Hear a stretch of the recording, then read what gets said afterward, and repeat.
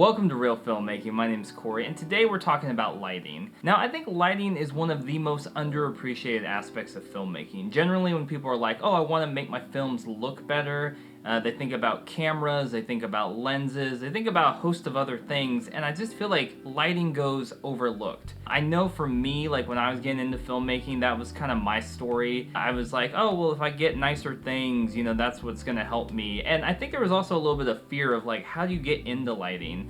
So today I wanted to take a scene that you might see in like a short film or a narrative and show you how lighting it in 3 different ways can drastically change the style, the tone, and the feel of that scene. Without further ado, let's jump into this. So all of these lights and accessories can be purchased for under a couple $100s, and I really wanted to show that even making a small investment into lighting equipment can really help up the production level of your videos and films.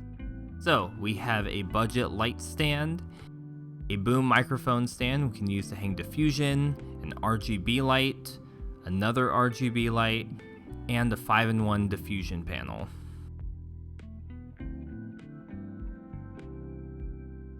So let's take a look at our scene.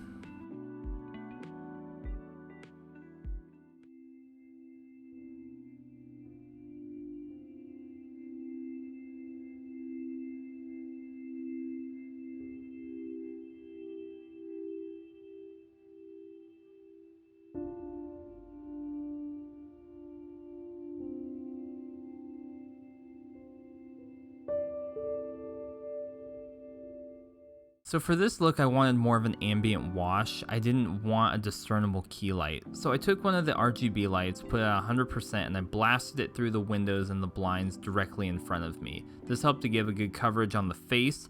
And I took the other RGB light and I aimed it up at the ceiling and bounced it off the ceiling and got some good diffusion and bounce from the walls, and that really kind of helped to fill in the rest of the space.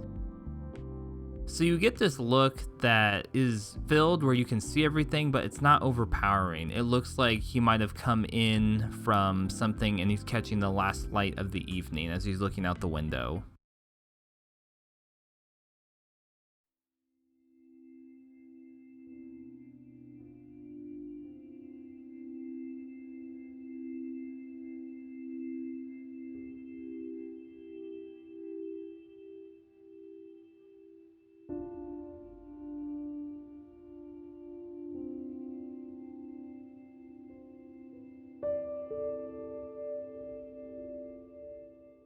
So I really wanted to go for a more contrasty feel in this, so I took one of the RGB lights and put it against the side of my head at about 90 degrees. I had my other RGB light still being the fill, getting the bounce from the room.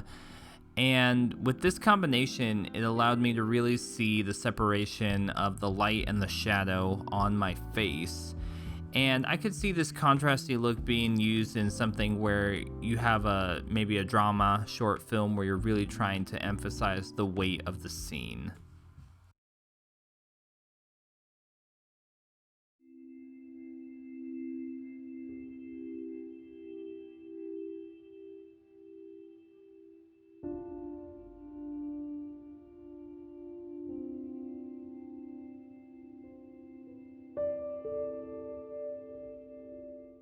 So with this setup, I wanted to mimic what it would be like to have a more expensive key light.